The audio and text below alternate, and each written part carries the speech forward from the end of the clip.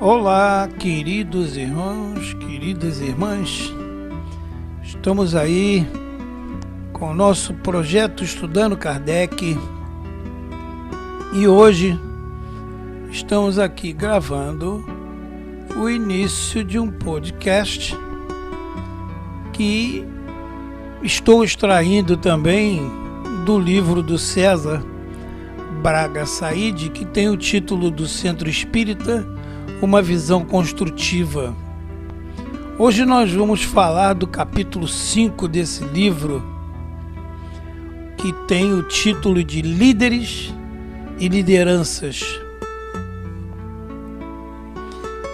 Na abertura aqui do capítulo, o César traz o escrito, a seguinte frase: esta imobilidade, ao invés de ser uma força, torna-se uma causa de fraqueza e ruína para quem não segue o movimento geral.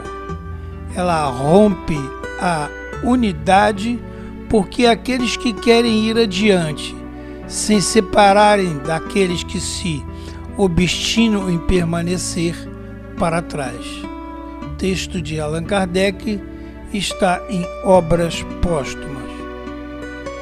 Mas antes de dar início propriamente dito ao estudo do capítulo do livro aqui do César, eu gostaria de ter a liberdade de falar um trecho pequeno da introdução do livro do nosso querido professor José Herculano Pires, que tem o título também, o livro tem o título de O Centro Espírita. E é um trechinho pequeno, só para dar uma ilustrada e que para começar já a fazer com que a cabecinha comece a refletir, comece a pensar a respeito do tema. Porque, respondendo também até uma pergunta, um participante do nosso canal, vamos falar sim, nós vamos falar muito sobre Centro Espírita, nós vamos falar sobre o movimento espírita de uma forma geral, nós vamos falar sobre Kardec, nós vamos falar sobre as atuações dos trabalhos que envolve as entidades espíritas e coisas desse tipo. Estaremos sempre falando, sempre que oportuno tivermos algum trabalho, algum texto, alguma coisa a respeito do Centro Espírita e do que se faz no Centro Espírita, estaremos fazendo vídeo ou podcast para vocês, ok? Então, é um trecho muito pequeno da introdução do professor José Herculano Pires. Ele diz o seguinte: se os espíritas soubessem o que é o Centro Espírita, quais são realmente a sua função e a sua significação, o Espiritismo seria hoje o mais importante movimento cultural e espiritual da Terra. Temos no Brasil, e isso é um consenso universal, o maior, mais ativo e produtivo movimento espírita do planeta. Isso são palavras do nosso querido e amado professor José Herculano Pires, que está no livro que tem o título O Centro Espírita. E ele falou isso pra gente há uns 30 anos atrás. Reflitam em cima, voltem outra vez o vídeo aí, o áudio, perdão, sendo necessário, e escutem bem o que o professor nos diz, o que já dizia ele, quer dizer, naquela época. Se os espíritas soubessem o que é o Centro Espírita, quais são realmente a sua função e a sua significação, o Espiritismo hoje seria o mais importante movimento cultural e espiritual da Terra.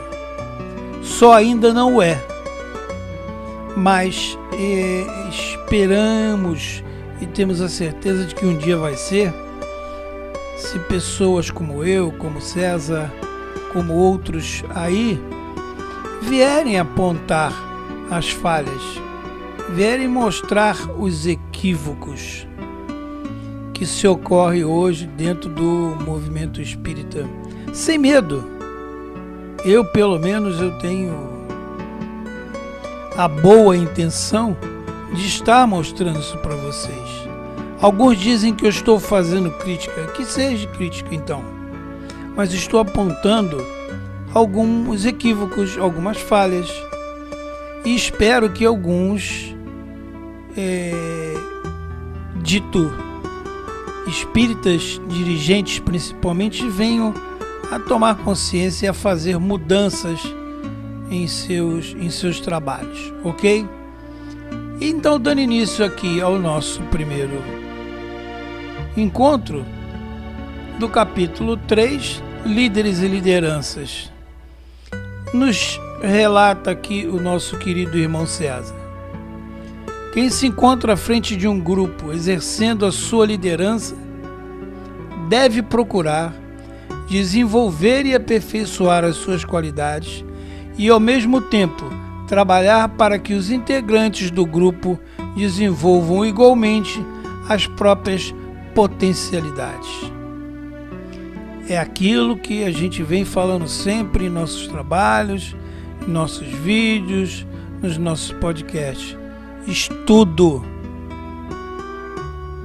Os participantes da Casa Espíritas têm que estudar, principalmente os líderes e dirigentes, que é a partir deles, é a partir do exemplo deles que os nossos irmãos atuantes na Casa Espírita vão também tomar ciência de que há a necessidade de se conhecer a base de todo o trabalho que são as obras da codificação. No Dicionário Novo de Aurélio, diz ele, do século XXI, consta que líder é 1. Indivíduo que chefia, que comanda ou orienta em qualquer tipo de ação, empresa ou linha de ideias. 2. Guia, chefe ou condutor, que representam um grupo ou corrente de opiniões e etc. É Nazareno Tourino, espírita lá do Paraná, quem afirma que existe qualidades essenciais a quem lidera com autenticidade, idealismo, coragem, simpatia, habilidade, sensibilidade, tenacidade, flexibilidade, otimismo e comunicabilidade. Eu acho essa última, então, a mais importante, comunicabilidade. Se comunicar, saber falar com seus comandados, vamos assim dizer, apesar de que não é uma palavra que se encaixe bem nesse contexto, mas quem está liderando tem comandados, né? E é necessário que eles ouçam e que não façam da Casa Espírita uma coisa que não seja normal, que não fiquem inventando coisas, que não fiquem criando coisas mirabolantes, coisas para chamar a atenção. Muitos aí gostam mais de estar na mídia. É como o nosso trabalho, é um trabalho pequeno, é um trabalho de poucos ouvintes, mas é um trabalho como o daquele beija-flor que levava a gotinha no bico para apagar o incêndio da floresta. Não estamos fazendo esse trabalho para termos milhões de seguidores no YouTube. Não é isso que nós queremos. Nós queremos pelo menos que algumas pessoas comecem a ter ideia do que é uma casa espírita de verdade e o que se deve fazer dentro de uma casa espírita e como se deve começar a trabalhar numa casa espírita, que é o que eu digo sempre: começa-se sempre pela base, e a base e a estrutura forte de uma casa espírita é o conhecimento, e esse conhecimento ele só é adquirido através do estudo das obras fundamentais de Allan Kardec. Por isso uso, repito e gosto sempre de estar falando: espiritismo sem estudo é espiritismo sem qualidade. Segue o nosso querido César. Se formos procurar pessoas que reúnam todos esses predicativos a fim de que elas assumam a liderança dos centros espíritas e órgãos de unificação, talvez fiquemos órfãos e as atividades venham a sofrer solução de continuidade. Não que não exista companheiros que possuam tal qualidade, mas é muito mais difícil encontrar todas elas numa única pessoa. E é mesmo. Deste modo, reconhecendo em nós ou em alguém o mínimo para estar à frente de alguma tarefa que possamos assumi-la ou estimular alguém a fazê-la, colaborando com essa pessoa como gostaríamos que colaborassem conosco, caso estivéssemos em seu lugar. O líder espírita ideal é o aristocrata intelectual moral, o homem de bem que nos fala o nosso querido Allan Kardec. Sua liderança é horizontal, pois reconhece e respeita a capacidade de cada pessoa, trabalhando para que outros possam substituí-lo a qualquer instante, pois sabe que a continuidade da tarefa é mais importante do que a continuidade da liderança. Isso também é muito importante e a gente vê isso acontecer por aí. Ainda tem muitas pessoas liderando entidades espíritas, centros, né? Ou órgãos ditos espíritas, que se fecham, acha que somente ele que sabe, fica ali naquela prepotência total e não dá liberdade para que outros aprendam também e que venham dar seguimento ao seu trabalho. Até porque podemos dizer aqui que não estamos aqui cravados em raízes, não ficaremos aqui para sempre. Então é necessário que se tenha alguém que colabore conosco e tenha participação, que participe, que conheça, que atue também e não ficar tomando tudo para si. Aqui repito também mais uma vez o que eu digo: por isto que eu particularmente não gosto das instituições que tenham hoje presidente, vice-presidente, diretor A, B, C, D e diretor de tudo, quando poderíamos ter somente um colegiado com 4 pessoas, que seria muito mais indicado, né? E segue ele. O líder espírita ideal, já falei, é o aristocrata. Para isso, procura não apenas ser simpático, mas principalmente empático, pois a empatia é a tendência para sentir o que o outro sentiria caso estivesse na situação e circunstância experimentada por outras pessoas.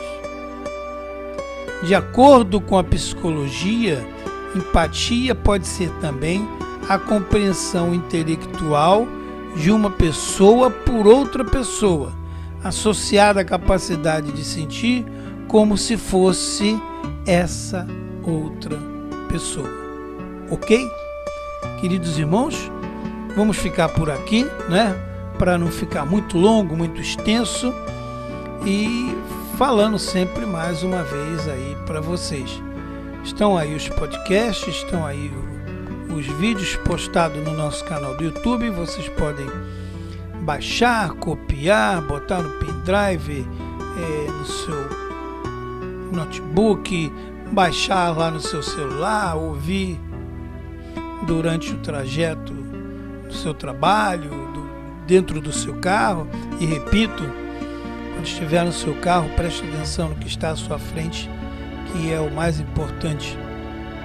Ok?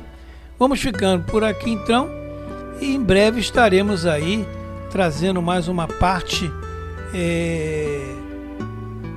desse estudo, que é o capítulo 3 do livro Centro Espírita, uma visão construtiva, de César Braga Said. Ok? Fique com Deus, paz em seu coração e até o próximo encontro. E não se esqueça, Espiritismo sem estudo, Espiritismo sem qualidade. Tchau, tchau, um abraço.